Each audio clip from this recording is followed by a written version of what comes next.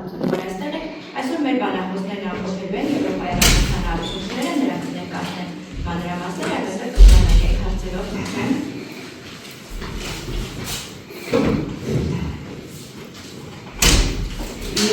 Բարոյս,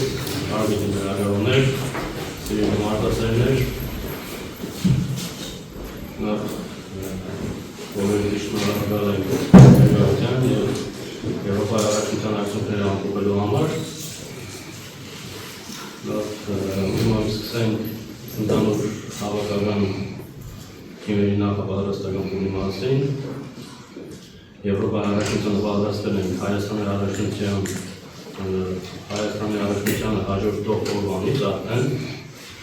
մենք անցկացրել ենք ընդհանուր 5 հավաք,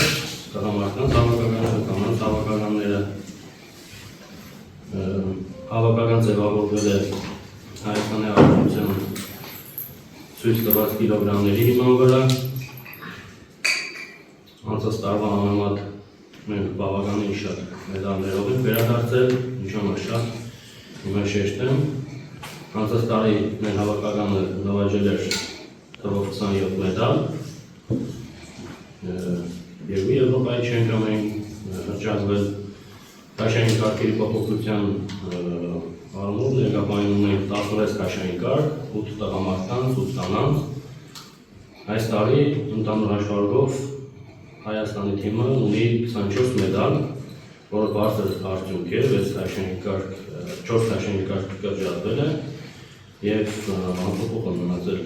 մեդալների առումով եւ որակը բարձրացել է, արդեն ունենք 3 Եվրոպայի չեմպիոն, 2 Եվրոպայի երագի չեմպիոններ եւ ուզում եմ հավաքականի մարզիչները արդեն